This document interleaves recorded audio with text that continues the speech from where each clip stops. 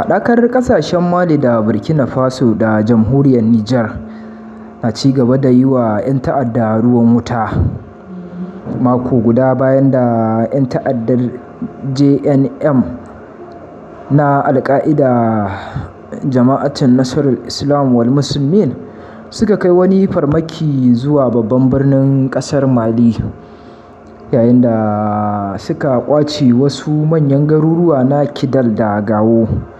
Tuni dai shugaban gwamnatin mulkin sojin jamhuriyar Nijar Abdurrahman Chani ya buƙaci 'yan ƙasar da su tashi da azumi a ranar Litinin domin neman ɗaukin Ubangiji a kan wannan ibtila'i da ya faɗa wa maƙwabciyar ƙasar Mali. Ana dai ta ci gaba da samun matsalar tsaro a ƙasar ta Mali tun biyo bayan da sojoji suka karɓe gwamnati a shekarar 2019, wanda suka kifar da gwamnatin Ibrahim Boubacar Keïta.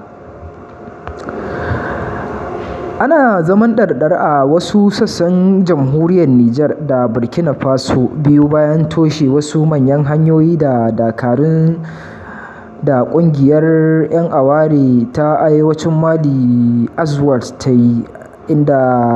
al'umma da ke yankunan suka bayyana cewa sun hangi dakarun mayakan ɗauke da muggan makamai na tunkarar wasu